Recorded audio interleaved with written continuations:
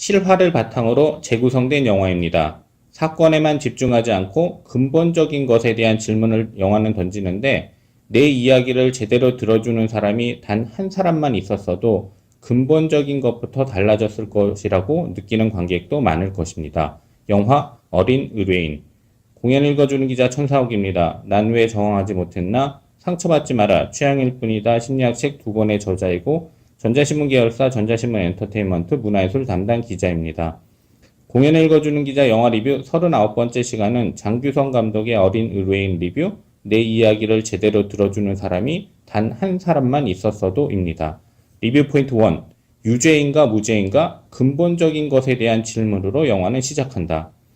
역사적으로 유명한 판결에 대해 등장인물들이 유죄냐 무죄냐를 따지며 자신의 의견을 이야기하는 것으로 영화는 시작합니다. 유죄라는 의견을 확실하게 가진 사람, 무죄라는 의견을 확실하게 가진 사람도 있고, 법적으로 무죄이나 인간적으로 유죄라고 말하는 사람도 있습니다.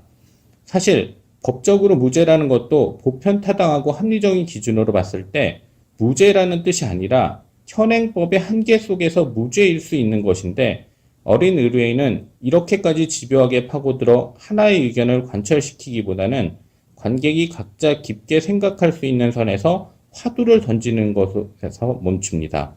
확정적 선언의 효과보다 더 큰 파장을 기대했기 때문일 수 있습니다. 영화 어린 의뢰인은 근본적인 것에 대한 질문을 먼저 던지면서 시작합니다.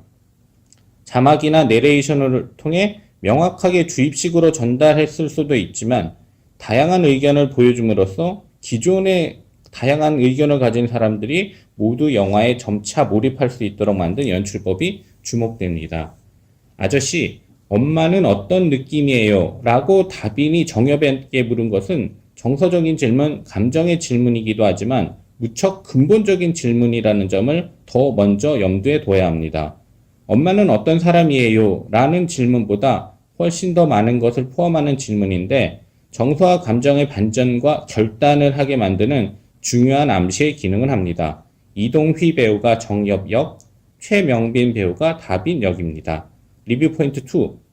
법의 사각지대에 있는 아동학대, 법적인 측면, 정서적인 측면에서 바라보다. 영화 어린 의뢰인에서 다빈이 가구 위에 보관된 사진을 꺼내보는 장면에서 배경음으로 나오는 피아노 소리는 매우 슬픕니다. 법의 사각지대에 있는 아동학대의 단면을 보면서 관객은 피가 거꾸로 흐르는 것 같은 분노를 느낄 수도 있는데, 영화는 아동학대를 법적인 측면과 정서적인 측면 모두에서 바라봅니다. 아직 이야기가 본격적으로 전개되지 않은 영화 초반에도 정서적인 울림이 강하게 다가와 눈물이 납니다. 본격적으로 슬프기 전부터 슬퍼진 관객은 영화 후반부에는 정말 내가 구타당하는 것처럼 힘들어질 수도 있죠. 실제로 일반 시사회에서 영화 전반부터 훌쩍거리기 시작한 관객들도 있었고, 뒤로 갈수록 더 많은 관객들이 울먹이며 영화를 봤는데, 의식이 기억하던 무의식이 기억하던 아동학대를 받은 적이 있는 관객들은 차마 말로 하지 못하는 슬픔과 아픔을 다시 느낄 수도 있습니다. 리뷰 포인트 3. 내 이야기를 제대로 들어주는 사람이 단 한 사람만 있었어도. 아무도 내 이야기를 제대로 들어주지 않을 때의 답답함은 어린 의뢰인 전반부의 주요 정서 중의 하나입니다. 영화 속 등장인물들은 적극적인 외면을 하기도 하고 소극적인 외면을 하기도 합니다. 어떤 외면이 다빈과 민준을 더 힘들게 할까요? 어떤 외면이 다빈과 민준을 더 좌절하게 만들까요? 이주원 배우가 민준 역입니다.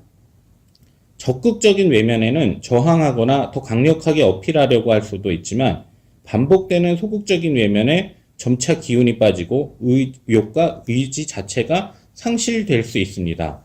학습된 무기력, 학습된 무력감인데 학대에 대한 공포와 맞물려 더욱 좌절하게 만들 수도 있는 것입니다.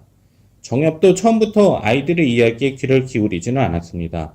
안타까움에 어느 정도 공감하면서도 처음부터 밀착해 동화되지는 않았는데, 일반적인 사람들이 남의 이야기라고 느낄 때의 소심한 대처와 소심한 외면을 정엽은 했던 것입니다. 다빈과 민준, 정엽은 엄마 얼굴을 기억하지 못한다는 공통점을 가지고 있는데, 이 공통점은 반전에 대한 정서적인 개연성을 받아들이게 만듭니다. 다른 사람의 손이 근처에만 와도 반사적으로 몸을 움츠리며 피하는 다빈을 보면 순간순간이 얼마나 무서울까 생각이 돼 너무 마음이 아픕니다. 다빈과 민준에게는 세상이 안전하지가 않은 것입니다. 어른들을 믿을 수가 없고 세상을 믿을 수 없습니다. 그들에게 세상은 안전하지 않은 것입니다. 현실에서 아동학대를 받고 있는 아이들과 과거에 아동학대를 받았는데 이제 어른이 된 사람들은 모두 의식의 수준에서든 무의식의 수준에서든 깊은 상처와 아픔을 가지고 평생을 살아갈 것입니다. 어린 의뢰인이 이들에게 조금이라도 감정의 공감과 해소를 할 수 있는 영화가 되기를 바랍니다. 어린 의뢰인에서 지숙이 머리를 묶는 행위가 반복될 때 관객은 같이 두려움에 경악할 수 있습니다. 유선 배우가 지숙 역입니다.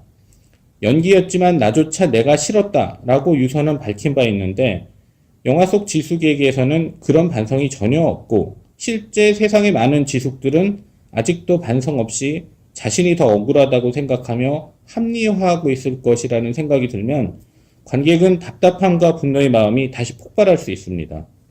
영화 마지막에는 지숙을 정당화시키는 것까지는 아니지만 지숙을 불쌍하게 여길 수도 있는 이유를 살짝 던지며 한쪽으로 쏠릴 수 있는 관객의 감정을 완충하게 만듭니다. 개인의 문제일 수도 있지만 사회의 문제일 수도 있다는, 그렇지만 사회의 문제라고 과잉 일반화해 초점을 흐리지는 않겠다는 감독의 절묘한 선택이 주목됩니다. 공연을 읽어주는 기자는 전자신문 엔터테인먼트 기사 사이트와 네이버 포스트 전자신문 엔터테인먼트 채널을 통해 글로 보실 수도 있습니다. 지금까지 사연 읽어주는 라디오 고정 게스트 되고 싶은 천상욱이었습니다. 여러분이 행복하고 자유롭게 사시기를 응원합니다. 고맙습니다.